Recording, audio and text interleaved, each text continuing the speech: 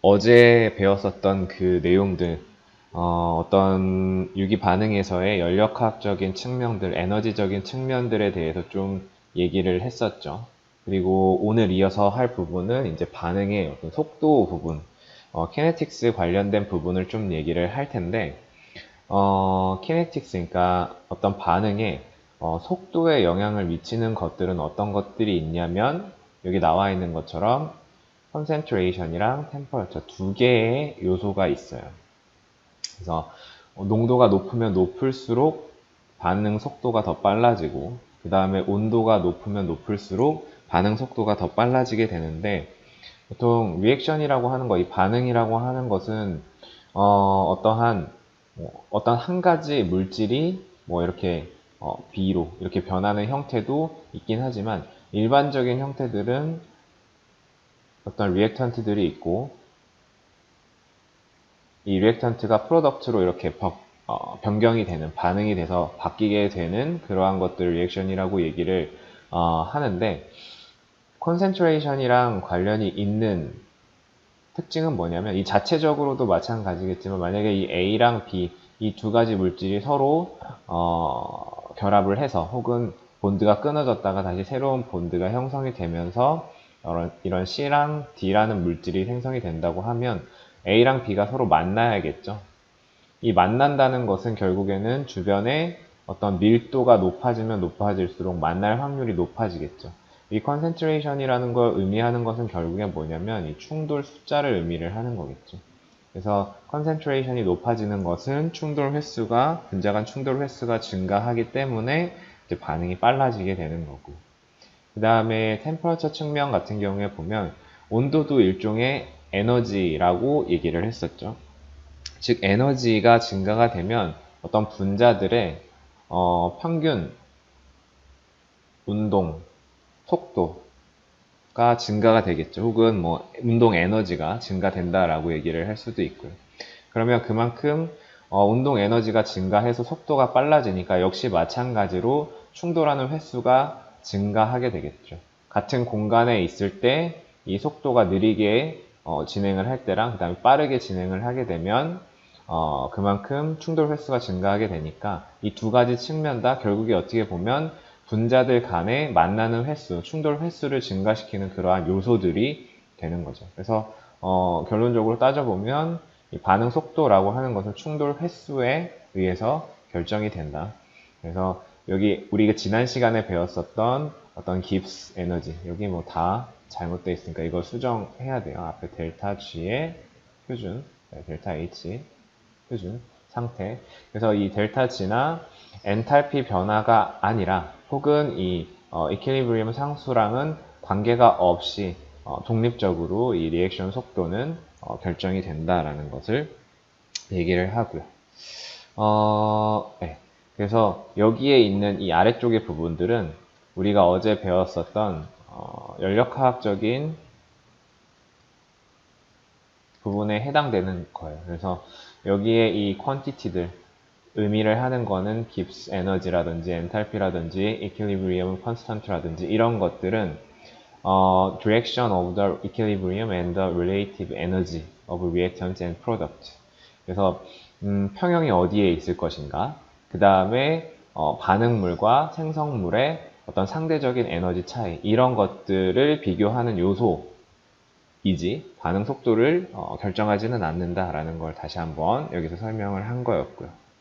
그럼 반응 속도는 concentration이랑 temperature 두 개의 영향을 받는다라고 했으니까 이 반응 속도 식을 한번 살펴보게 되면 여기 나와 있죠. 그래서 여기 rate라고 하는 거는 K와 그 다음에 reactant들의 농도로 나타낼 수가 있죠. 이 곱으로. 그래서 이런 것을 우리가 반응 법칙, rate law라고 얘기도 하고, 혹은 rate equation, 그러니까 반응식이라고 얘기를 하는데, 뭐 보통은 반응 속도식이라고 흔히 얘기를 하죠. 반응 속도식을 살펴보면 아까 전에 얘기를 했었던 것처럼 여기 concentration에 영향을 받죠, 그쵸? 그 다음에 temperature에 의한 영향을 받는다고 얘기를 했는데, 지금 여기 보면 온도와 관련된 텀이 없어요, 그쵸? 없는데 사실은 어디에 포함되어 있냐면 온도는 이 K 값에 포함이 되어 있어요. 우리가 사실은 지금 이 반응 속도들을 레이트를 다루면서 어떤 상온이라든지 특정 온도를 고정을 시켜서 얘기를 하기 때문에 그걸 고정을 시켜서 말 그대로 반응 속도 상수 안에 집어 넣어 놓은 상태이기 때문에 그래서 이 안에 어떤 온도와 관련된 그런 텀이 포함이 되어 있는 거고, 그래서 온도와 concentration 이 두 가지 요소가 결정을 하는 게 이 반응 속도 식이 되는 겁니다. 그 다음에 뭐 잘 알고 있겠지만 프로덕트의 농도랑은 관계가 없죠. 여기 보게 되면 프로덕트의 농도는 없고 반응 물들의 농도만 이렇게 주어져 있죠. 왜냐하면 결국에는 반응이 진행된다는 것은 프로덕트는 이미 반응이 지나서 생성이 된 거기 때문에 그 농도는 크게 상관이 없고, 그 다음에 반응 속도라고 하는 것은 리액턴트들이 서로 분자 간의 충돌이 이루어져야지만 발생을 하는 거기 때문에 이제 리액턴트들의 그 농도로만 결정이 되는 거예요. 그 다음에 한 가지 더 잘 알아야 될 거는 여기 문장이 조금 중요한데, 우리가 앞에서 봤었던 그 연력학적인 부분들은 물론 실험적인 부분도 어느 정도 같이 포함이 되어 있지만 깁스 에너지라든지 아니면은 뭐 엔탈피라든지 이런 것들은 측정을 하는데, 물론 실험적인 부분도 들어가긴 하지만 이론적인 부분들이 상당히 많아요. 어떤 결합과 어떤 결합 사이에 얼마만큼의 에너지가 끊어지는데 필요하기 때문에, 그래서 합쳐보면 이런 이만큼의 에너지가 될 것이다 라고 하는 것을 예측을 할 수가 있는데, 지금 여기 반응 속도식 같은 경우에는 나와 있듯이 experimentally determined by measuring the decrease in concentration of reactants or the appearance of product over time 이라고 되어 있죠. 즉, 이 말 뜻은 뭐냐면 결국에는 이 K 값을 구하기 위해서는 실험적으로만 구할 수가 있다라는 뜻이에요. 우리가 알고 있는 그러한 리액턴트들의 농도를 조절을 하고, 레이트라고 하는 거는 결국에는 프로덕트가 생성되는 양, 속도를 얘기를 하는 거겠죠. 그래서 프로덕트가 생성되는 양과 그 다음에 농도와 그 다음에 리액턴트가 농도를 변화를 시켜서 이 K 값을 구하는, 그래서 이 K라고 하는 것은 얘는 실험적인 값이에요. 얘는 어떤 온도를 고정을 시켜놓고 농도를 변화해서 하는 실험적인 농도고, 그래서 만약에 빠른 속도다, 레이트가 증가를 한다라고 하면 당연히 이 K 값은 크고요. 그 다음에 반응 속도가 느리다라고 하면 이 K 값은 이제 낮은 게 되겠죠. 그 다음에 그래서 그 레이트 이퀘이션을 보게 되면 우리가 이 부분을 어제 그래프를 쭉 그려보면서 에너지 다이어그램에서 이렇게 여기가 이제 스타팅 머티리얼 혹은 리액턴트가 있고 여기 프로덕트가 있는데, 이렇게 진행이 될 때 뭐 예를 들어서 이렇게 두 가지의 어떤 방향 그 디렉션이 있다, 웨이가 그 길이 있다라고 했을 때 첫 번째와 그 다음에 두 번째 각각의 이 액티베이션 에너지를 구해볼 수가 있겠죠, 그쵸? 그래서 액티베이션 에너지 1이랑 액티베이션 에너지 2를 서로 비교를 해봤을 때 액티베이션 에너지가 2가 더 크기 때문에 반응 속도라고 하는 거 R1이랑 R2라고 하면 여기는 반대로 이제 더 낮은 액티베이션 에너지를 갖는 쪽이 더 반응 속도가 빠를 것이다 라는 거는 어제 얘기를 했었죠. 그러면 생각을 해볼 수 있는 게, 우리가 아까 전에 레이트라고 하는 게 K와 어떤 컨센트레이션, 그 리액턴트들의 컨센트레이션을 얘기를 한다라고 했으니까 액티베이션 에너지도 역시 마찬가지로 이 K의 안에 들어있는 텀이 되겠구나라는 것도 예측을 할 수가 있겠죠. 그래서 보게 되면 이 레이트 컨스턴트 K 같은 경우에는 이 에너지, 액티베이션 에너지와 관계가 있는데, 얘랑은 어떠한 관계이냐면 서로 역 관계, 인버스 관계에 있어요.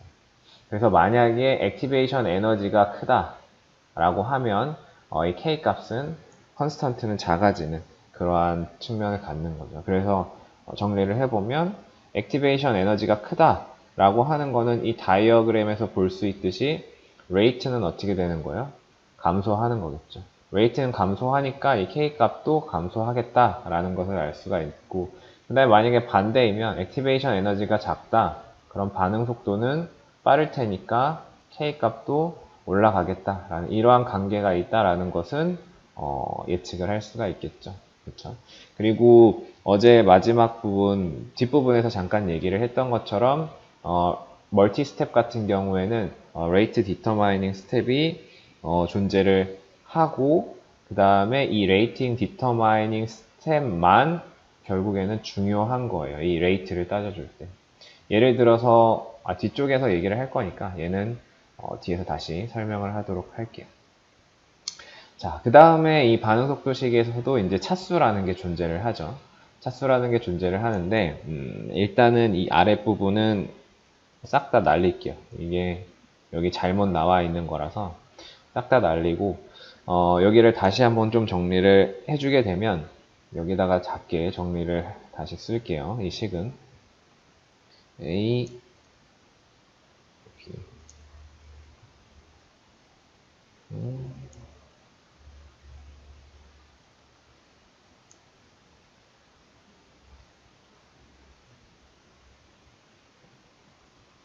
이런 형태로 되어 있어요.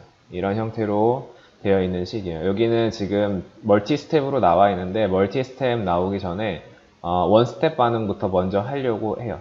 우리 다이어그램 그렸을 때도 어제 원 스텝 반응 먼저 하고 그 다음에 멀티 스텝, 투 스텝 반응을 얘기를 했었죠. 그래서 원 스텝 반응을 먼저 얘기를 하려고 하는데 원 스텝 반응은 지금 A와 B 사이의 본드가 끊어지면서 동시에 B와 C 사이에 새로운 본드가 형성되는 반응. 그래서 그게 동시다발적으로 일어나는 그러한 반응인 거죠. 그러면 얘 같은 경우에는 이 레이트가 어떻게 될까요? 레이트를 써보면 얘는 똑같이 일단은 반응 속도 함수 K가 있고 그 다음에 리액턴트의 농도들을 전부 다 쓰는 거기 때문에 A, B의 농도 곱하기 그 다음에 C-의 농도 이렇게 되겠죠. 그래서 레이트 같은 경우에는 이런 형태로 쓰여지게 되겠죠. 그래서 이 반응, 원스텝 반응으로 진행될 때에 영향을 미치는, 반응 속도에 영향을 미치는 그런 리액턴트들은 A, B, 그 다음에 C- 이 두 개가 동시에 영향을 미친다라는 것을 알 수가 있고, 그 다음에 차수라고 하는 거는 여기 나와 있듯이 결국에는 sum of the exponents of the concentration terms in the rate equation 이라고 되어 있죠. 그러면 여러분들이 딱 보기에 이 반응의 반응 차수는 몇 차가 될까요? 몇 차가 될 것 같아요?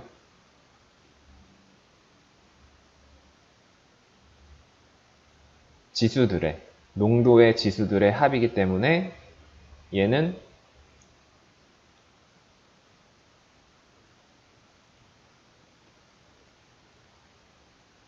second order rate equation이 되는 거예요. 왜냐면 여기 지금 차수가 A, B에 대한 거 지금 1이 생략이 되어 있죠. 그쵸? 그 다음에 여기도 1이 생략이 되어 있죠. 서로 다른 농도긴 하지만 A, B의 농도, 그 다음에 C-의 농도. 그래서 1 더하기 1이 돼서 얘는 second order가 되는 거예요. 그래서 얘는 2차 반응 속도식이 되는 거죠. 농도 텀이 두 개가 있으니까. 그쵸? 무슨 얘기인지 알겠죠? 농도 텀이 두 개가 있기 때문에. 그 다음에 넘어가 봐서 방금 전에 있었던 그 식이 다시 나오는데 투스텝 반응에 대해서 한번 생각을 해보려고 해요. 투스텝 반응을 생각을 하는데 이 경우에는 A랑 B랑 먼저 끊어지고 A-랑 B 플러스가 생성이 되고 그 다음에 C-랑 B 플러스랑 다시 결합을 해서 B, C를 만드는 이러한 경우예요. 투스텝으로 이루어진 반응인데 우리가 rate determining step이 있다라고 얘기를 했었고 그게 액티베이션 에너지가 더 큰 그러한 스텝을 우리가 rate determining step이라고 얘기를 했었죠. 반응 속도로 따지자면 둘 중에 더 느린. 왜냐하면 다른 액티베이션 에너지가 낮은 부분 같은 경우에는 이미 높은 액티베이션 에너지를 받는다고 생각을 하면 그 정도의 낮은 액티베이션 에너지는 이미 쉽게 받을 거기 때문에 워낙 빨리 진행이 돼서 상대적으로 빨리 진행이 돼서 거의 영향을 미치지 않기 때문이죠. 그래서 여기서도 스텝 1이 지금 rate determining 스텝이에요. 그렇게 되면 이 rate가 결정이 되는 건 어떻게 결정이 되느냐? 두 가지를 먼저 일단은 써보게 되면 rate 1 같은 경우에는 1번 반응에서의 rate를 보게 되면 얘는 K1에 A, B 이렇게 써줄 수가 있겠죠. 그 다음에 이 두 번째 스텝에서의 rate를 써보게 되면 얘는 K2에 A는 이제 안 들어가죠. B 플러스랑 그 다음에 C 마이너스 이런 식으로 써줄 수가 있겠죠. 그쵸? 자, 그랬을 때 지금 rate determining 스텝이 스텝 2가 아니라 스텝 1이기 때문에 얘네들은 무시가 되는 거예요. 얘네들은 이 rate 1에 비해서 굉장히 빠르기 때문에. 그래서 최종적인 이 반응의 반응 속도식은 이제 K의 A, B가 되는 거겠죠. 그래서 얘는 딱 하나의 concentration 텀밖에 없기 때문에 얘는 first rate equation이 되는 거고. 그래서 멀티 스텝으로 있는 경우에는 이 경우에는 이 전체적인 반응이 결정이 되는 게 결국에는 이 A, B의 농도 이 하나에 의해서만 반응 속도가 결정이 된다라는 것을 이제 알 수가 있겠죠. 그래서 앞으로는 사실은 뭐 그렇게 그 반응 속도가 많이 나올 부분은 아닌데 그래도 기본적으로 알고 있어야 되는 그러한 부분이에요. 사실 이 전체적으로 유기화학 1, 2, 1학기, 2학기를 배우면서 반응 속도식이 나오는 부분은 사실은 거의 없어요. 그래서 지금 여기에서 이 반응 속도식 배우고 나면 또다시 나올 일은 없긴 한데 여러분들 그래도 기본적으로 반응 속도를 배웠기 때문에 알고 있어야 되는 부분이라서 여기에 나와 있다. 그 정도 기억을 해두면 될 것 같아요. 그래서 뭐 촉매 부분 마무리를 하면서 촉매 얘기가 나오는데 촉매 여러분들 이미 들어본 적 있을 거예요. 그래서 some reactions do not proceed at a reasonable rate unless a catalysis is added 라고 되어 있죠. 그래서 어떤 상온이나 이런 데서 반응이 진행되지 않는 그러한 반응인데 촉매라고 하는 것을 이렇게 넣어주게 되면 그때 반응이 이제 진행되는 거죠. 뭐 알고 있겠지만 빨간색 같은 경우에는 일반적인 그런 반응에 대한 에너지 다이어그램인데 촉매를 넣어주게 되면 이 액티베이션 에너지를 감소를 시키죠. 감소를 시켜서 반응이 좀 더 잘 진행될 수 있도록 해주는 게 이 캐럴리스트의 역할이 되는 거고요. 그리고 이 반응 물이냐 혹은 촉매냐 구별을 하는 것은 처음에 스타팅 프로덕트들이 있고 리액턴트들이 있고 이 프로덕트가 있는데 여기와 여기 이 두 곳 모두에 해당이 되지 않는 그러한 물질을 촉매라고 하죠. 중간에서 본인은 변하지 않고 반응의 액티베이션 에너지, 즉 반응 속도에만 영향을 주는 걸 촉매라고 이렇게 얘기를 하고 엔자임 나와 있는데 얘는 바이오 캐럴리스트라고 이렇게 그러니까 생체에서 사용되는 그런 촉매다. 뭐 이런 식으로 나왔는데 여기는 넘어가도록 할게요. 그래서 6장은 이렇게 해서 마치는 걸로 하고요. 바로 7장으로 이어서 진행을 하도록 할게요. 혹시 6장 내용 진행을 하면서 오늘 뭐 진행된 내용 중에서 질문이나 궁금한 점 있나요, 혹시?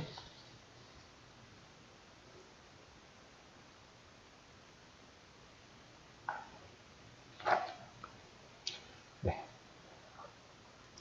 없으면 바로 다음 챕터 7로 넘어가도록 할게요.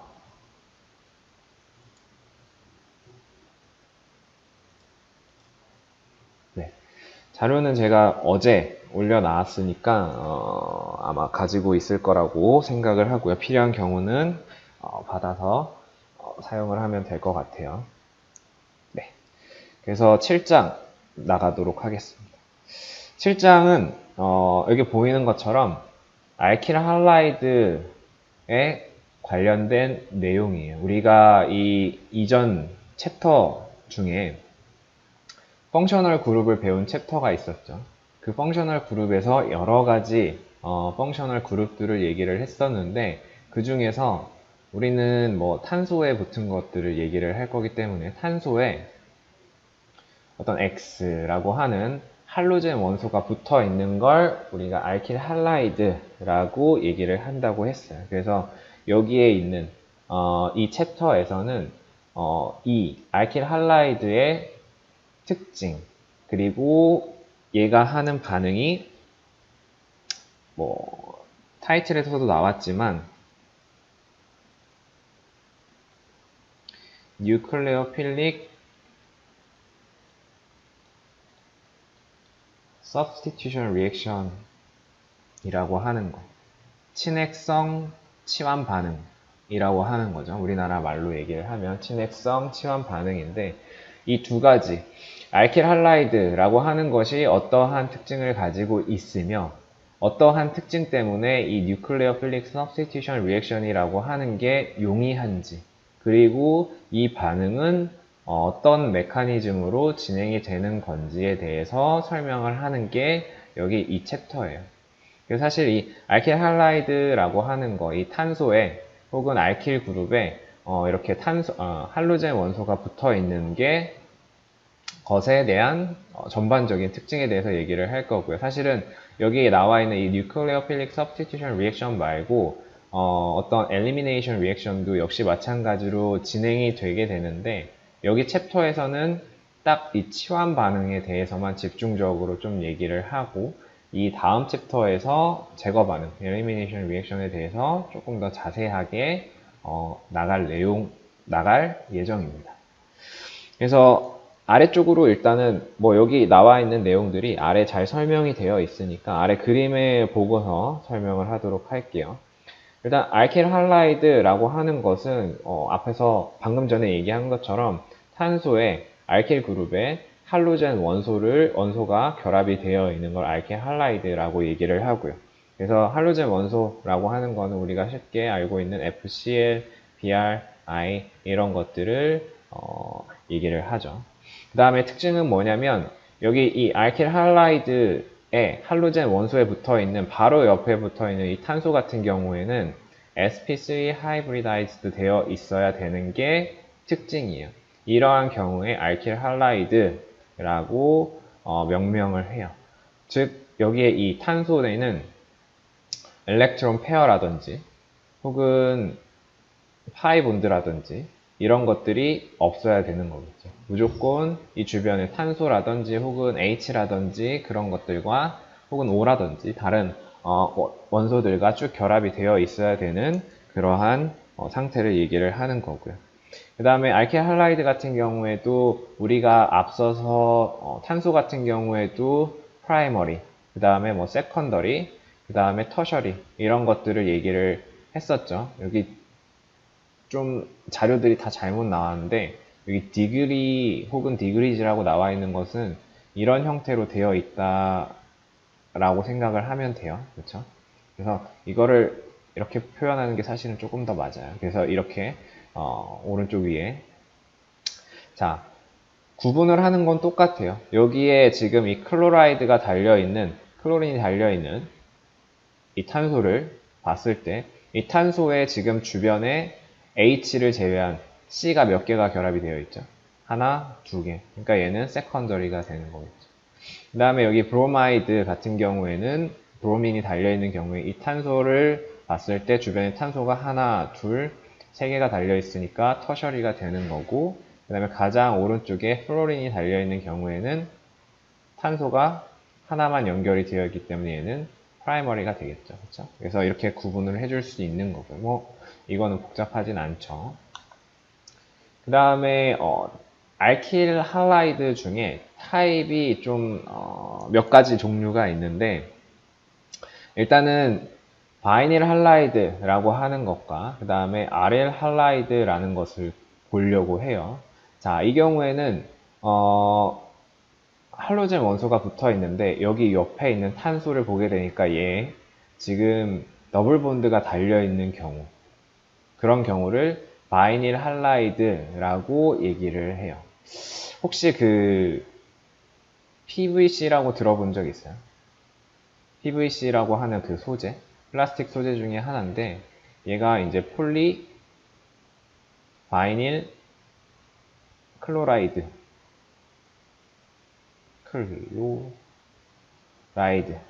라고 하는 그러한 물질인데 이게 여기서 온 거예요. 그래서 얘의 단량체가 이러한 형태로 되어 있거든요. 그래서 이게 쭉 연결되어 있는 걸 PVC라고 얘기를 하는데 뭐 이게 중요한 건 아니고요. 보통 이 바이닐이라고 붙은 거는 C 더블 본드를 의미하는 경우가 많아요. 유기화학에서.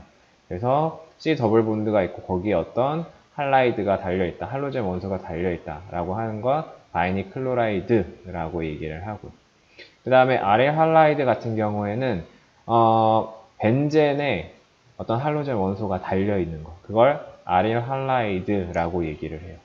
여기 할로젠 원소가 붙어있는 탄소들의 어떤 특징을 보게 되면 얘 같은 경우에는 지금 어때요? 전부 다 두 개 다 sp2 하이브리드 되어 있는 혼성이 되어 있는 그런 형태이죠. 그래서 우리가 이 앞에서 얘기를 했었던 거는 할로젠 원소에 탄소가 있으면 얘가 sp3 즉 여기에 3개가 이렇게 결합이 되어 있어야 된다라고 얘기를 했는데 여기는 조금 다르게 생겼죠. 얘네들은 지금 파이 본드를 가지고 있죠. 그쵸? 그래서 여기 나와 있는 것처럼 These organic halides are only active in the reaction discussed in chapter 7. 우리가 지금 여기 있는 이 챕터에서 다룰 반응과는 다른 반응을 가요. 얘네들은. 즉 우리가 다룰 거는 얘네들이랑은 좀 다른 형태이다라는 거예요. 일단 이런 게 있다라는 정도만 기억을 해두면 되고요. 그 다음에 또 다른 알킬 할라이드들을 보게 되면 엘릴릭 할라이드가 있고 그 다음에 벤질릭 할라이드가 있어요. 차이는 뭐냐면 아까 전에는 이 할로젠 원소에 결합되어 있는 이 탄소가 바로 이중결합을 가지고 있는 경우였는데 지금 이 경우에는 똑같이 이중결합과 그 다음에 벤젠을 가지고 있긴 하지만 하나 떨어져 있어요. 중간에 어떤 탄소가 하나 더 있죠. 그래서 직접적으로 결합되어 있는 이 탄소들을 보면 얘네들은 sp3 혼성이 되어 있는 것을 확인을 할 수가 있죠.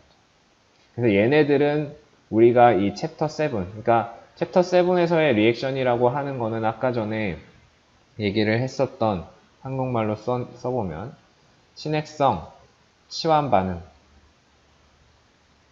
우리가 다룬다고 얘기를 했었죠. 여기 있는 애들은 친핵성, 치환 반응을 하고 앞쪽에 있었던 sp2 혼성이 되어 있는 애들은 이 친핵성, 치환 반응을 하지 않는다라는 것을 좀 예측을 할 수가 있는 거죠. 그렇죠? 그래서 뭐 뒤에 나올 내용이긴 하지만 미리 예측을 해보면 이 친핵성, 치환 반응이라고 하는 것은 뭐 뒤에서 얘기를 할게요. 쭉 얘기를. 그래서 그렇구나. 그래서 지금까지 내용으로만 보면 친핵성 치환 반응을 하기 위해서는 할로젠 원소에 붙어 있는 탄소가 sp3 혼성이 되어 있어야만 되는구나. 이렇게 기억을 해주면 될 것 같아요. 그 다음에 처음으로 나오는 게 이제 명명법에 대해서 나오는데 사실 명명법은 많이 복잡한 건 없어요. 우리가 앞쪽에서 알케인 파트를 할 때 아유팩 네임에 대해서 좀 공부를 했었죠. 그냥 거의 그대로 따라가면 돼요. 그대로 따라가고 그 다음에 여기 붙어 있는 할로젠 원소가 붙어 있으면 그거를 치환기로 생각을 해주면 되거든요. 그래서 첫 번째 스텝 우리가 전에 해줬던 거랑 역시 마찬가지로 가장 긴 체인을 찾아주고 그 이름을 붙이는 거죠. 지금 탄소가 여기에 7개짜리가 가장 기니까 헵테인이라고 이렇게 얘기를 할 수 있고요. 붙여줬고요. 그 다음에 우리가 배웠었던 그대로 명명법을 이용을 해주는 거예요. 지금 여기에 메틸 그룹이 달려있고, 아이고, 메틸 그룹이 달려있고, 그 다음에 여기에 클로로가 달려있죠. 클로린이 달려있는데, 클로라이드가 달려있는데, 자, 이 경우에, 이제 번호, 넘버링을 해주는 거죠. 여기서부터, 오른쪽부터 시작을 하면, 여기 나온 것처럼 2, 5가 될 것이고요. 만약에 왼쪽부터 시작을 한다 하면 1, 2, 3, 4, 5, 6이 될 테니까 3, 6이 되겠죠. 당연히 3, 6이 아니라 2, 5가 돼야 되니까 넘버링 이렇게 할 거고, 그 다음에 C, 그 다음에 M, 얘네 두 개 비교를 하면 C가 더 빠르죠. 그래서 2클로로 5 메틸 헵테인이라고 하는 게 아이유팩 네임으로 딱 나오죠. 사실 아이유팩 네임은 별로 복잡할 건 없어요. 여러분들이 이미 알고 있는 부분에다가 클로로 혹은 플루오로, 브로모, 아이오도 이런 식으로 붙여주게 되면 각각 F, Cl, Br, I에 대해서 얘는 플루오로, 그 다음에 얘는 클로로, 얘는 브로모, 얘는 아이오도, 이런 식으로 이제 각각 치환기의 이름을 붙여주게 되면 되는 거죠. 이 자체는 별로 어려운 건 없죠. 그쵸? 그렇고요. 근데 이 알킬 할라이드 같은 경우에는 뭐가 많이 사용이 되냐면 여기 나온 것처럼 커먼 네임이 좀 더 많이 활용이 되는 경우가 많아요. 커먼 네임이라고 하는 거는 이제 우리가 보통 관용명이라고 얘기를 하죠. 그냥 사람들이 워낙 많이 쓰다 보니까 자연스럽게 붙여진 이름, 이걸 관용명이라고 하는데 뭐 복잡한 것들은 이제 아이유팩 네임으로 나타내는 게 더 쉽기 때문에 아이유팩 네임으로 나타내는데 여기에서는 이제 예전부터 사용하던 건 관용명으로도 많이 나타내요. 그래서 보게 되면 관용명도 나름 여기 알킬 할라이드 같은 경우에는 뭐 법칙이라면 법칙이 있거든요. 그래서 보게 되면 알킬 그 할라이드를 제외한 할로젠 원소를 제외한 나머지 전체를 하나의 싱글 알킬 그룹으로 표현을 해요. 예를 들면 여기는 지금 아이오딘이 붙어 있는데 이 아이오딘을 제외한 나머지 전체를 하나의 알킬 그룹으로 나타내게 되면 여기는 터셔리 뷰틸이 되겠죠. 탄소가 4개 있는데 이러한 가지 형태로 되어 있기 때문에 터셔리 뷰틸이라고 이렇게 그룹을 짓고 여기는 지금 탄소가 2개 있으니까 이거는 에틸 이렇게 구분 이름을 지어질 수가 있겠죠. 그 다음에 뒤에 이제 할로젠 원소의 이름에 본드를 붙여주고 대신에 아이오딘이 붙어 있으면 끝을 INE를 IDE로 바꿔줘요. 그래서 아이오딘은 아이오다이드, 그 다음에 클로린은 클로라이드 이런 식으로 변경을 해주고요. 그 다음에 뭐 하나의 특징은 뭐냐면 이 알킬 그룹이랑 할라이드 사이에 스페이스를 하나를 두는 게 이 관용명에서는 특징이에요. 아이유팩 네임 같은 경우에는 중간에 뭐 숫자 사이던 컴마 사이던 혹은 뭐 알파벳 그 치환기와 페어런 네임 사이건 띄어쓰기 스페이스가 하나도 없는 게 특징이라고 얘기를 했었죠. 근데 이 경우에는 관용명이기 때문에 뭐 그러한 법칙이 적용되지 않아서 여기에 그 알킬 치환기와 그 다음에 할라이드 사이에 스페이스가 하나 있다라는 거, 그 정도 차이가 있는 게 특징인 거죠. 그쵸? 이거 하나만 하고 갈까요?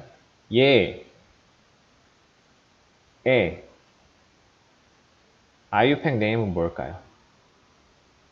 한번 적어 볼래요? 누가 제일 빠를지 한번 볼게요. 이거의 아이유팩 네임은 뭐가 될까요?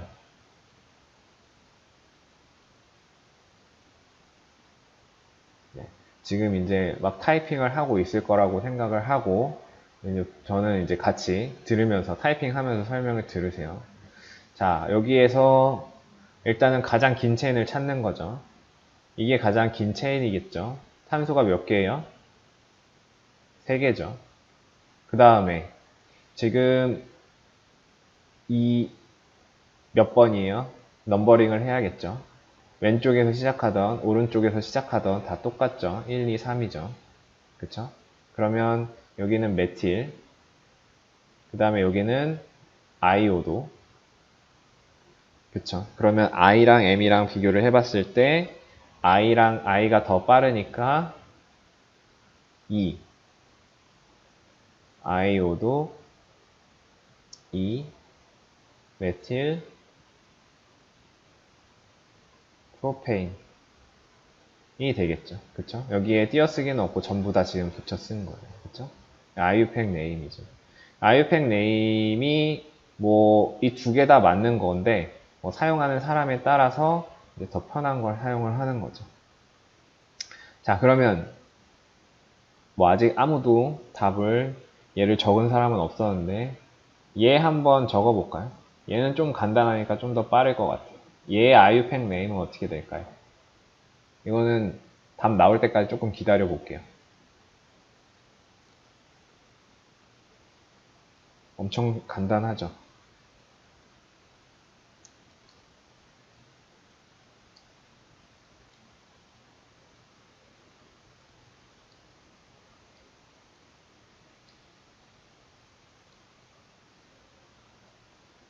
아직 안 나왔어요. 뭘까요? IUPAC 네임. 엄청 간단해요.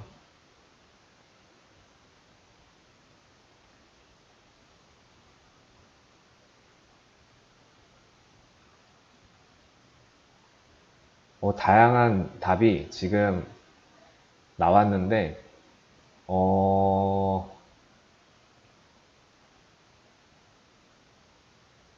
네. 많은 학생들이 지금 답을 다 달아줬어요. 근데 정확한 답은 한 명도 없어요. 진짜로 지금 한 10명 정도가 얘기를 해줬는데 정확한 답이 없어요. 그러니까 맞은 사람들은 띄어쓰기도 잘 봐줘야 되고. 자, 일단은 탄소 있죠. 같이 볼게요. 어, 탄소 있죠. 그쵸? 아직 여러분 시험 공부를 덜 한 것 같아요. 그쵸? 시작을 안 했나? 혹시? 그래서 보게 되면 탄소 있죠. 두 개가 있어요. 그러면 일단 첫 번째로 보게 되면 얘는 에테인이라는 거는 쉽게 알 수가 있죠. 대부분 에테인은 잘 써줬어요. 그 다음에 넘버링을 해줘야 되는데 앞에서 우리가 IUPAC 네임을 해줄 때 너무나 당연한 건 생략을 해준다라고 제가 얘기를 했을 거예요. 만약에 안 했으면 지금이라도 이제 다시 강조를 할 텐데 이 앞에 지금 얘가 1번, 2번이 될 수도 있고 그 다음에 여기가 1번, 2번이 될 수도 있는데 사실 의미가 없어요. 여기에 치환기가 붙어 있는 부분이 당연히 1번이 돼야 되는 거기 때문에 그러니까 일단은 써볼게요. 1번에 클로로가 붙어 있죠. 그쵸? 그러면 1 클로로 에테인이 돼야겠죠. 여기에 지금 이 사이에 일단 스페이스는 없어야 돼요. 그러니까 IUPAC 네임 쓸 때는 스페이스가 무조건 다 없어야 된다 얘기했죠. 그래서 일단은 가운데 뭔가 띄어쓰기를 한 학생들은 일단은 애초부터 조금 잘못된 거예요. 그쵸? 만약에 시험에서 이렇게 쓰게 되면 감점이에요. 그러니까 틀린 건 아니지만 감점을 시킬 거고요. 그 다음에 여기까지도 이제 잘 써준 친구들이 있는데 학생들이 있는데 여기에서 보게 되면 IUPAC 네임에서 이 앞에 1은 얘는 생략을 해요. 당연한 거기 때문에.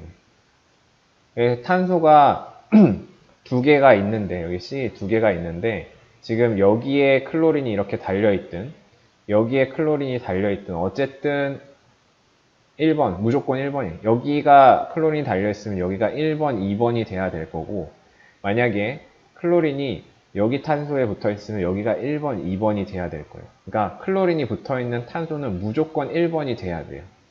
그쵸? 그래서 이 앞에 1, 얘는 생략이 돼요.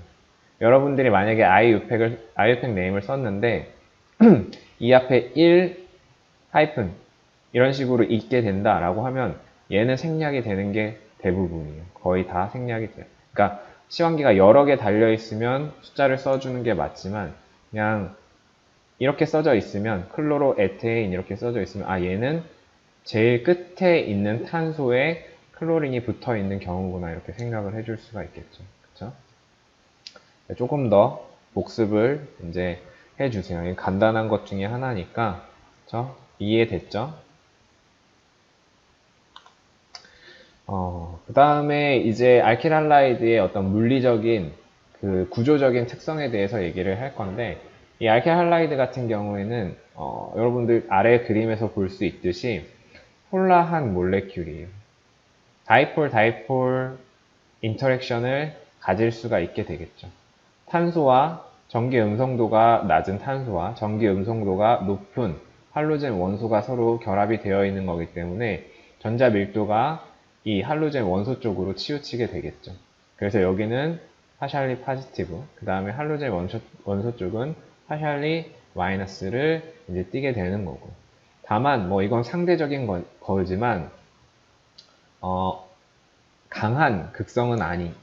상대적으로 이 할로젠과 탄소 사이의 이 결합 같은 경우에는 상대적으로 비교를 했을 때 약한 그러한 폴라한 그런 결합이 되는 거고. 그 다음에 다이폴 다이폴 인터랙션을 할 수 있다는 거. 여기에 어떤 극성, 여기 나와 있는 것처럼 전자 밀도의 치우침이 있기 때문에 얘네들은 다이폴 다이폴 인터랙션을 할 수 있다.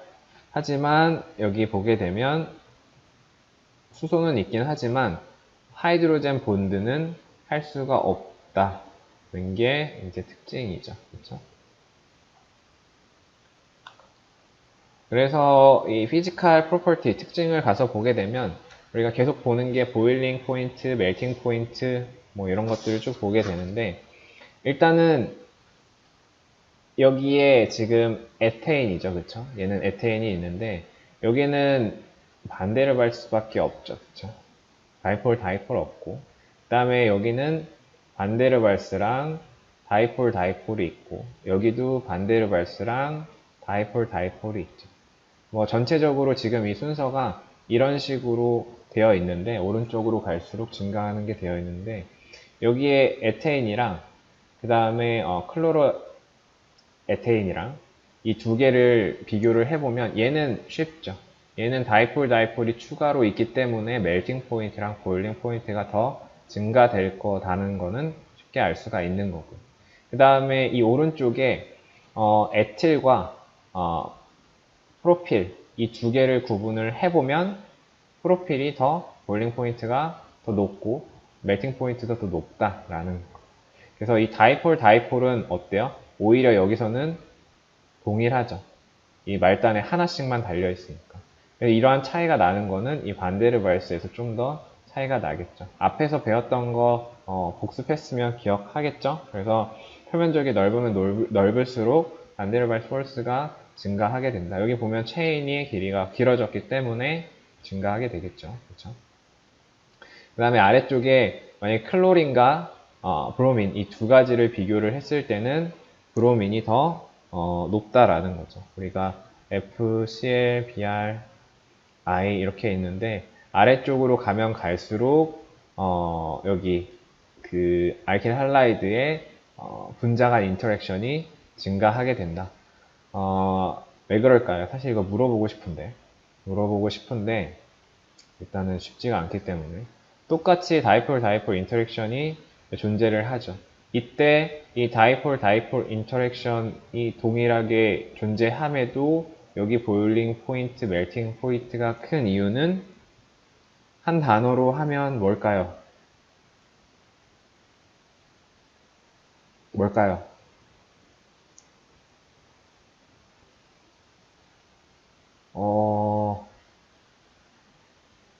한 단어로 우리가 배웠던 게 있어요. 분자량도 아니고요. 원자 크기도 아니고 분산력도 아니고 네, 맞아요. 이거예요, 이거. 폴라라이저빌리티예요. 편극성이라고 하는 거. 그래서 아래쪽으로 가면 갈수록 편극성이 증가하기 때문에 그만큼 더 다이폴 인터랙션이 증가할 수밖에 없어요. 그래서 아래쪽으로 갈수록 이렇게 커지는 그러한 경향이 있다. 그 다음에 여기에 나오는 알킬 할라이드 같은 경우의 특징은 극성이긴 하지만 약하다고 얘기를 했죠. 그렇기 때문에 물에는 녹지 않아요. 오르게닉 솔벤트에는 녹지만 물에는 녹지 않는 특징이에요. 그래서 앞에서 위크하다고 일부러 그렇게 표현을 한 이유는 뭐냐면 물에 녹을 정도로 강한 폴라 본드가 아니기 때문에 극성 본드가 아니기 때문에 위기라고 하는 것을 강조를 해준 거예요. 그래서 물에는 녹지 않는다 이렇게 기억을 해두세요.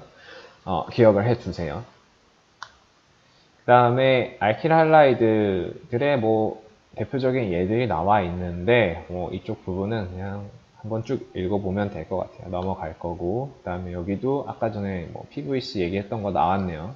이런 것들이 있는데 여기도 한번 그냥 책에 조금 더 자세한 내용들이 있거든요. 그 부분들은 읽어보고 넘어가면 될 것 같습니다. 그 다음에 여기에 이제 카본 그다음에 할로젠 본드의 특징이 나와 있는데 방금 전에 얘기했었던 게 다시 한번 설명이 되어 있네요. 그래서 FCR, BR, FCL, BRI 얘네들이 붙어 있을 때 결국에는 편극성이라고 하는 게 이쪽으로 갈수록 더 커진다라는 것을 얘기를 하고 있고 그래서 뭐가 붙어 있던 간에 C랑 이렇게 Z가 있으면 이렇게 나오는 그래서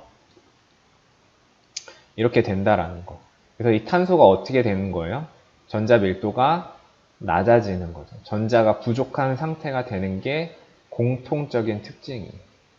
그래서 우리가 여기서 힌트가 결국에 우리가 뒤에서 배울 반응들은 이 챕터에서 배울 반응들은 어디로부터 유도가 되냐면 바로 여기에 있는 이 탄소의 전자 밀도가 부족하다라고 하는 것에서부터 시작이 돼요. 여기 그 내용이 나와 있죠. 그렇죠? 그래서 일렉트론 덴시티가 낮기 때문에 반응이 시작된다라는 거예요. 반응이라고 하는 게 결국에는 무언가가 부족하고 무언가가 남아 돌고 그런 것들을 서로 보완을 해줘서 스테빌리티를 낮추는 방향으로 가는 게 반응이라고 얘기를 했죠. 그러니까 그것처럼 여기서도 결국에 만약에 이런 CC, 우리가 알케인을 전에 배웠지만 알케인 같은 경우에는 그러한 전자가 부족하거나 혹은 전자 밀도가 높거나 그런 파트가 없기 때문에 반응이 거의 없다라고 얘기를 했죠. 그렇죠? 여기에 반응이 나타나는 건 이러한 부분이 있기 때문이다 라는 것을 알고 뒤쪽으로 이제 쭉 얘기를 해보면 될 것 같아요. 그래서 리액션 타입이 두 가지가 나와요. 방금 전에 얘기했었던 것처럼 이 중간에 있는 이 할로젠이 달려있는 이 탄소 같은 경우에는 전자 밀도가 부족하기 때문에 여기도 그렇고 부족하기 때문에 이거는 좀 지울게요. 부족하기 때문에 반응이 이제 일어날 수 있는 기본 전제 조건이 깔린 거죠. 첫 번째는 뭐냐면 이 알킬 할라이드 같은 경우에 substitution 반응, 치환 반응이라고 하는 거 있죠. 이 치환 반응이 일어나는 경우. 자, 이때는 뭐랑 같이 있어야 되냐면 여기 나온 것처럼 뉴클레어 파일이랑 같이 있는 경우. 뉴클레어 파일은 우리가 친핵체라고 얘기를 한다 했었죠. 그쵸? 어떤 플러스 차지를 좋아하는, 그러니까 플러스 차지라고 하는 것은 전자 밀도가 낮은 곳을 좋아하는.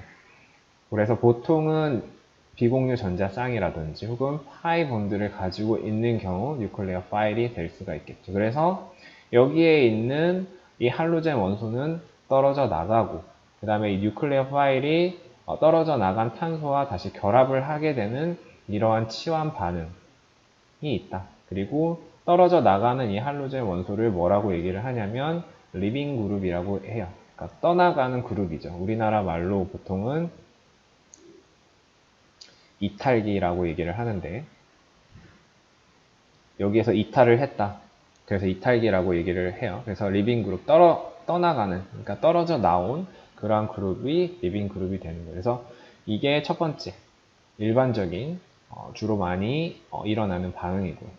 그 다음에 두 번째 반응 같은 경우에는 베이스랑 같이 있을 경우, 뉴클레어 파일이 아니라 베이스랑 함께 있는 경우에는 여기에 있는 이 할로젠 원소와 그 다음에 여기에 있는 이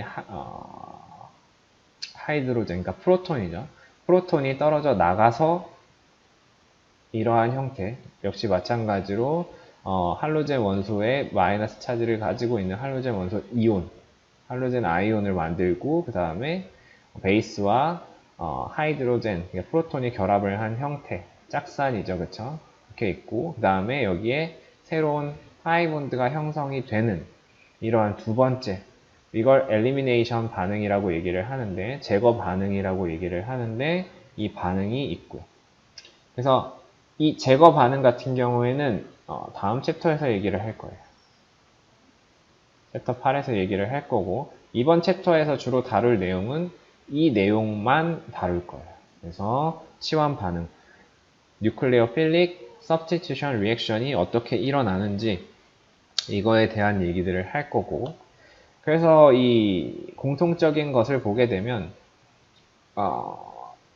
이렇게 보게 되면 세 가지 요소가 necessary 하다라고, 그러니까 필수적이다라고 얘기를 했는데, 먼저 첫 번째 필수적인 조건은 뭐냐면 sp3 혼성의 탄소예요. 그리고 이 탄소, sp3 혼성의 탄소는 할로젠 원소랑 결합을 하고 있는 그런 상태여야 되고요. 이러한 준비물이 필요하고, 그 다음에 두 번째 준비물은 뉴클레오파일이에요.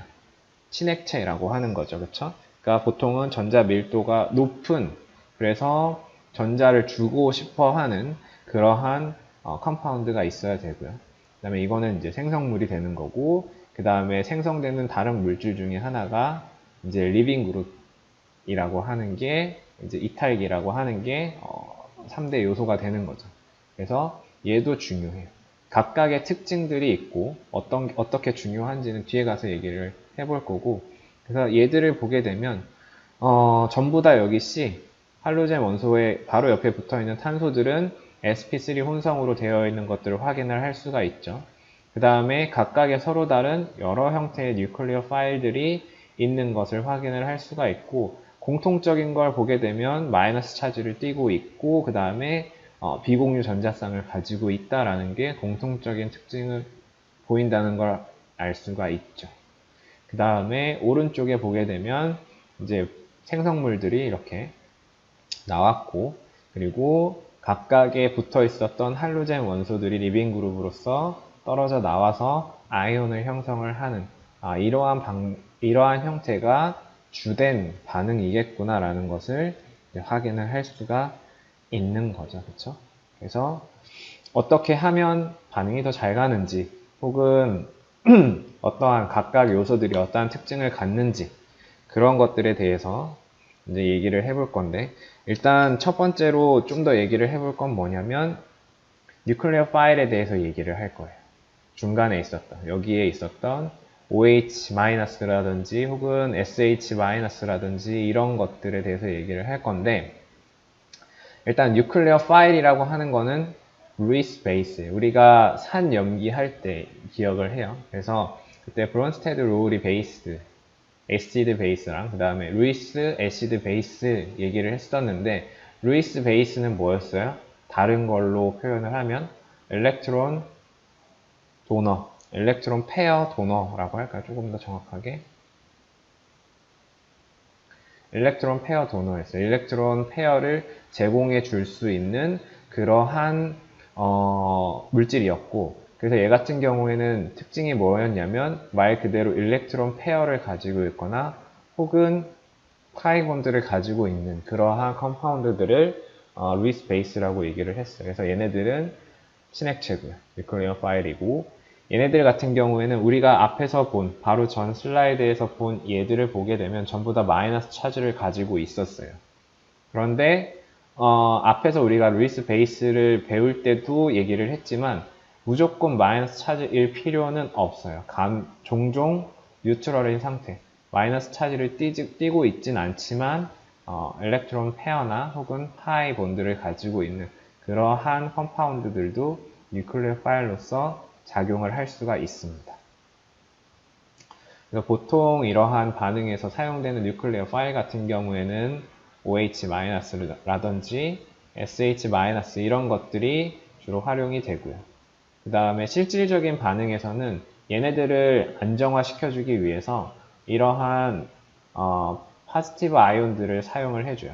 그래서 얘네랑 다른 차지를 띠니까 카운터 아이온이라고 얘기를 하는데, 그래서 안정화시키기 위해서 아이온의 어떤 그 차지의 밸런스를 맞추기 위해서 사용을 하는데, 반응에서 실질적으로 여기 나와 있는 리튬이라든지 나트륨, 칼륨 이런 애들은 처음 상태와 나중 상태가 동일하게 그대로 유지가 돼요. 즉 반응에 참여하는 건 아니고 생성되는 네거티브 차지 아이온들을 안정화시켜주는 역할을 하는 거기 때문에 보통은 얘네들을 사용하지 않고, 그러니까 써주지 않고 생략하고 반응을 써주는 경우가 많아요. 그래서 우리 책에서도 여기 같이 사용되는 카운터 아이온들은 다 생략을 하고 그냥 네거티브 아이온들만, 실제로 반응에 참여한 애들만 적어주는 그러한 반응들을 주로 이제 적어주게 될 거예요. 보게 될 거예요. 그래서 방금 전에 얘기했었던 것처럼 꼭 네거티브 차지를 띄어야만 뉴클레어 파일로서 작용을 할 수 있는 건 아니다라고 하는 예를 보여주는 거예요. 그래서 여기 나온 것처럼 어떤 아민 같은 경우, 그래서 이런 경우 보면 질소가 있고 비공유 전자쌍이 있으니까 얘가 이렇게 가서 결합을 할 수가 있다. 이 경우에도 중성이지만 뉴클레어 파일로서 작용을 할 수가 있다라는 걸 보여주는 거고요. 그리고 여기 다음 페이지는 뭐 이런 중성인 뉴클레어 파일이 치환이 되게 되면 보통은 파지티브 차지를 갖게 되는 치환기를 가질 수밖에 없게 돼요. 그러면은 이러한 것은 이 자체적으로 얘가 다시 베이스로 작용을 하면서 여기에 있는 이 프로톤을 떼어가는 역할을 해서 최종적으로는 중성적인 그러한 프로덕트를 생성을 한다는 얘기인데, 여기는 자주 나올 내용은 아니기 때문에 넘어가도 돼요. 그냥 최종적으로 플러스 차지가 생기면 여기에 지금 초가량이 있으니까 베이스가 있어서 떼어가는구나, 그 정도만 그냥 생각을 해두면 되고, 나중에 나오게 되면 그렇게 이해를 하면 되고, 얘는 넘어가도 돼요. 그게 상관은 없어요. 그래서 이 부분 제일 밑에 나와 있는 이 부분은 뉴클리어 필릭 서브스티튜션 프로덕트를 그리는 방법에 대해서 나왔는데, 방금까지 앞에서 설명한 내용들이 이제 요약되어 있는 거예요. 요약되어 있는 거니까 이제 직접 스스로 다시 한번 읽어보고 혹은 책을 보아서 확인을 해보면 되는 부분이에요. 다 설명한 내용들이에요. 그 다음에 이제 리빙 그룹에 대해서 얘기를 할 건데, 아까 세 가지 요소가 있었죠. 세 가지 요소 중에 이제 첫 번째 요소는 탄소, sp3 하이브리다이즈 되어 있는 할로젠 원소가 결합되어 있는 탄소. 얘는 크게 별로 얘기할 게 없기 때문에 생략이 된 거고, 그 다음에 두 번째 얘기를 한 게 뉴클레어 파일에 대해서 얘기를 했었죠. 얘에 대해서 얘기를 했었고, 그 다음에 세 번째가 여기 나와 있는 리빙 그룹에 대해서 얘기를 할 거예요. 그래서 리빙 그룹이라고 하는 거는 여기 나와 있는 것처럼 제일 여기 식에서 보게 되면 생성되는 이 마이너스 아이온을 리빙 그룹이라고 얘기를 해요. 그래서 이 치환 반응이 잘 일어나려면 어떠한 특징을 가지고 있어야 되면 이 리빙 그룹이 좋아야 돼요.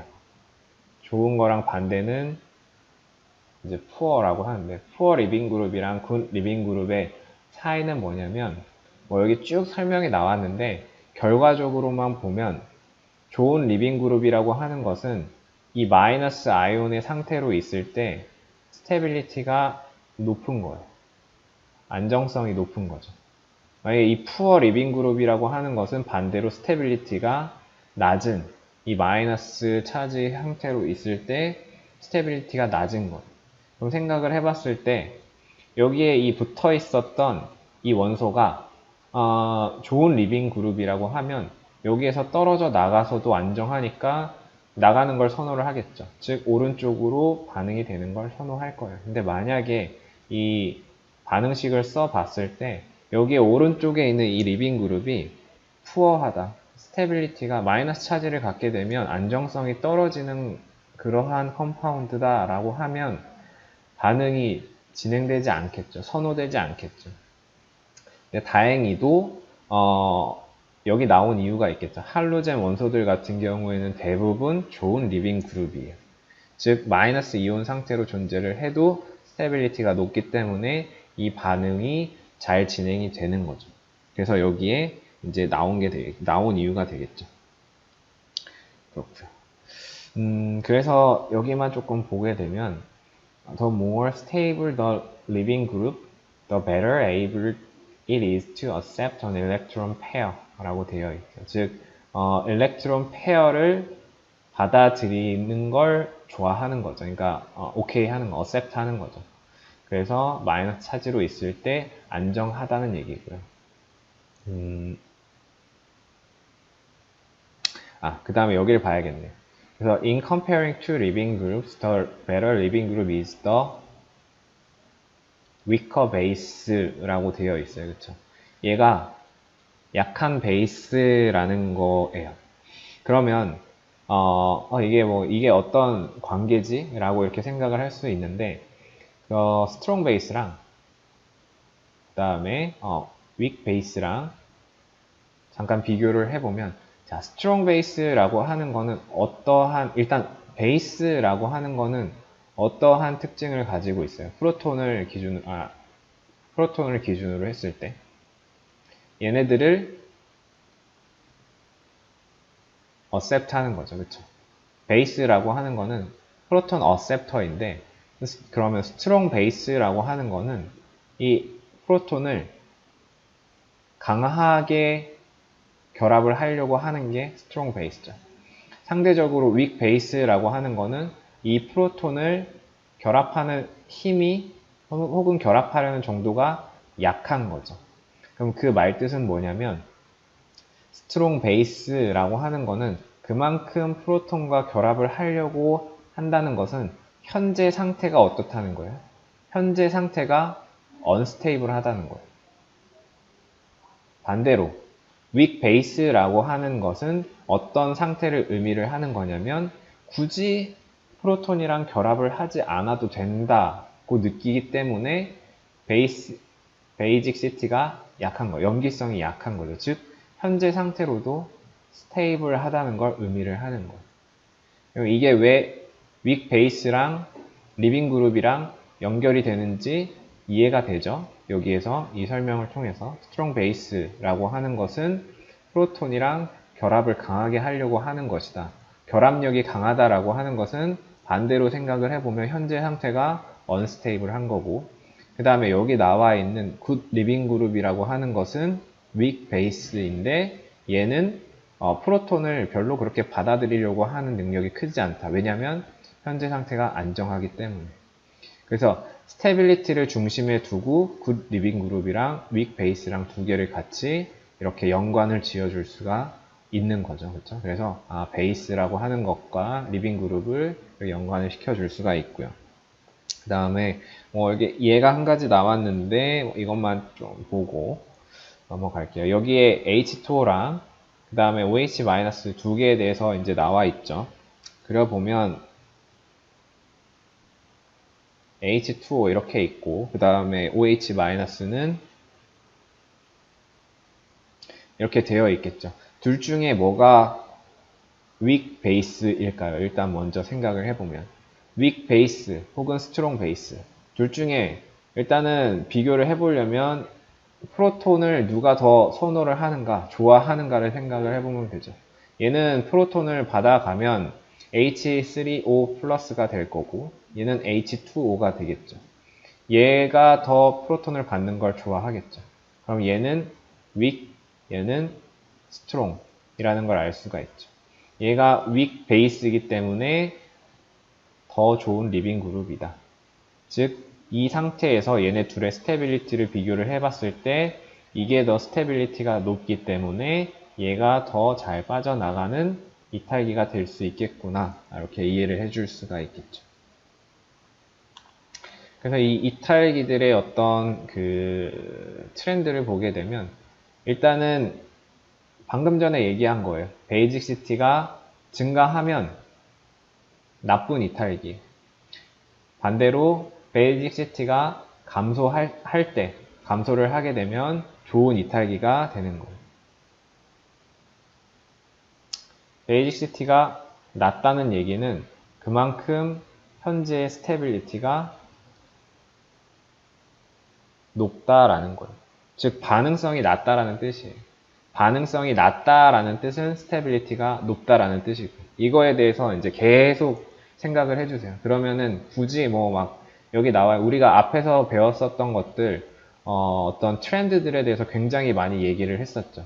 근데 그 트렌드들을 스테빌리티를 중심으로 생각을 하면 굳이 일일이 하나하나 다 외워줄 필요가 없어요.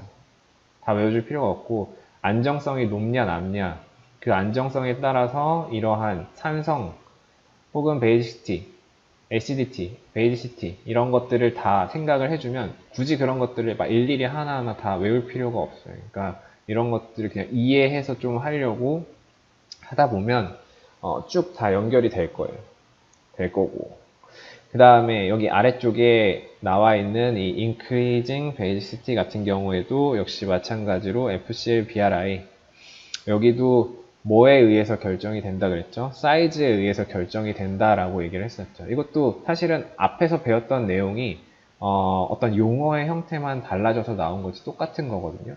왜 베이지시티가 감소되는지 한번 생각을 해보면 뭐 F 같은 경우에 이 중심으로부터 뭐 이 정도 거리라고 생각을 해보면 지금 이 거리 안에 마이너스 1 차지가 있는 거죠.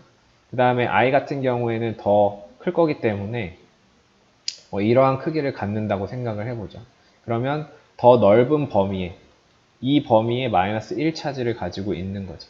그러면 이 작은 범위에 마이너스 1을 가지고 있는 것과 넓은 범위에 마이너스 1을 가지고 있는 것은 밀도가 다르죠. 분포도가 더 다르니까 이 더 큰 경우, 즉 I 같은 경우에 전자 더 안정하겠죠. 더 좁은 공간에 밀집해 있는 것보다는. 그러니까 F- 형태로 있을래, I- 형태로 있을래, 뭐가 더 안정할까라고 해보면 당연히 얘가 더 안정하겠죠. 얘가 더 안정하니까 빠져나왔을 때의 안정성은 더 높아서 얘가 좋은 리빙 그룹이 될 수 있는 거죠. 그렇죠? 베이직 시티는 굳이 연관시킬 필요는 없지만 베이직 시티는 리빙 그룹의 어빌리티랑 서로 반대다라고 이렇게 생각을 해주면 되겠죠. 뒤쪽으로 가는 거죠. 베이지시티가 높다란 얘기는 뭐예요? 그만큼 빨리 프로톤을 어디서 가져와야 된다는 얘기예요. 왜? 마이너스 1의 상태로 있으면 밀도가 너무 높아서 불안정하니까요. 반대로 I-는 밀도가 높아서 굳이 프로톤을 빨리 받아오지 않아도 뭐 버틸 수 있을 만큼 안정하기 때문에 얘는 베이지시티가 낮은 거겠죠. 이런 식으로 이해를 해주면 조금 더 쉽게 연관을 해서 이해를 해줄 수가 있겠죠.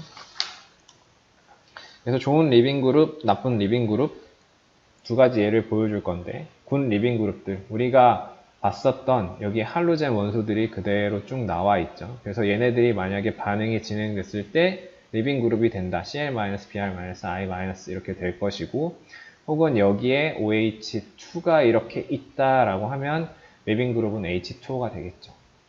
그럼 얘네들의 이제 우리는 pKb 값을 배우지 않고 이 책에서는 오로지 pKa 값으로만 이용을 하기 때문에 우리는 이거에 대한 짝산들을 먼저 체크를 하고, 즉 여기에서 H+가 결합이 된 상태죠. 짝산들을 하고 이 pKa 값을 비교를 해보는 거예요. 자, 여기에서 이제 pKa 값이 나와서 다시 또 헷갈리다고 생각을 할 수가 있는데, 어떻게 생각을 하냐면 pKa 값이라는 것은 뭐예요? 결국에는 얘가 의미하는 것은 산성도죠. 산성도가 뭐예요? H+를 주려고 하는 거죠. 그쵸? H+를 잘 주려고 하면 이 값이 낮아지는 거죠. 그쵸? 자, HCl이 H를 주고 나면 뭐가 돼요? H+랑 Cl-가 되죠. 그 다음에 여기서 똑같이 H+랑 I- 이렇게 되죠. 즉, 산성도가 크다는 얘기는 이렇게 빨리 분리되고 싶다는 걸 의미를 하는 거예요.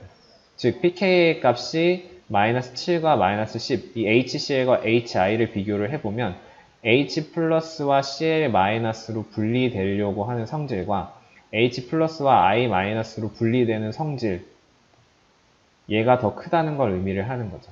그 말뜻은 얘는 동일하니까 생략을 해보고 이렇게 되려고 하는 성질이 더 크다. I 마이너스가 되려고 하는 성질이 더 크다. 그럼 둘 중에 뭐가 더 안정하다는 거예요? I 마이너스가 더 안정하다는 뜻이죠. 우리가 앞에서 했던 얘기 다시 똑같이 반복을 하는 건데 다른 형태로만 얘기를 하고 있는 거예요. 그러니까 I 마이너스가 더 안정하게 되고, 즉 이 말뜻은 이 리빙 그룹들이 있고 이 리빙 그룹의 컨주게이트 애시드가 pKa 값이 낮으면 낮을수록 더 좋은 리빙 그룹이다라는 걸 얘기를 하는 거예요. 사실 여기는 필요 없어요. 아까 제가 이 앞 슬라이드에서 얘기했었던 거, 이 자체적인 안정성에 대한 거 다 이해를 했을 거예요. 이해를 했으면 여기는 그냥 추가적으로 한 가지 다른 방법으로 더 확인하는 것일 뿐이지 굳이 여기까지 다 완전히 외울 필요가 없어요. 이해를 하면 돼요. 방금 전에 제가 얘기를 한 것처럼. 그렇게 한번 여러분이 스스로 이해를 하고 나면 그 다음부터는 외우지 않아도 이 관계에 대해서 조금 더 쉽게 알 수 있을 거예요. 그 다음에 여기 마지막 페이지 여기만 하고 이제 마칠 건데, 반대예요. 푸어 리빙 그룹이에요. 그러니까 빠져나왔을 때 좋지 않은 그러한 리빙 그룹들이죠. 여기 보게 되면 FOH-NH2H 그 다음에 알킬 그룹 이런 것들이 쭉 나와 있어요. 그러면 딱 보자마자 푸어 리빙 그룹이니까 얘네들은 스테빌리티가 굉장히 나쁘나, 반대로 반응성은 리액티비티라고 하는 것은 높겠구나 라는 것을 일단은 예측을 할 수가 있겠죠.